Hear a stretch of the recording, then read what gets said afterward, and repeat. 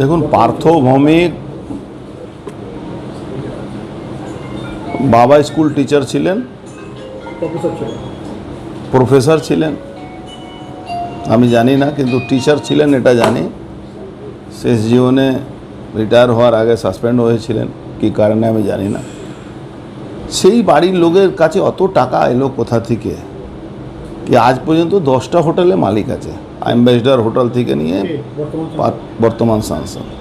আপনি দেখুন, একটা আমি টুইট করেছি, পাশে সুমন সাহা বলে একটা গ্রেট সুমন সাহা, তিনি রেপ কেসে আসামি।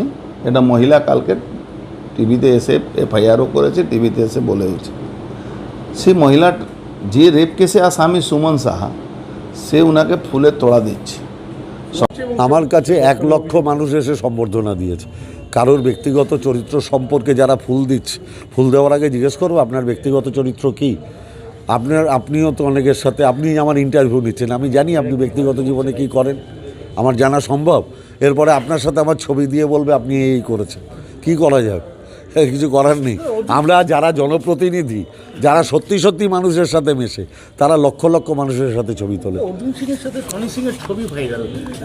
আমি বললাম এইটা নিয়ে তো আমি কোনো মন্তব্য করব না। টনি সিং কোনো কারণে অর্জুন সিংয়ের কাছে যেতেই পারে। কুকুর মানুষকে কামড়ায়, মানুষ কুকুরকে কামড়ায়। ও যেটা করবে আমি সেটা করব, তাহলে তো শিক্ষার তারতম্য থাকে না।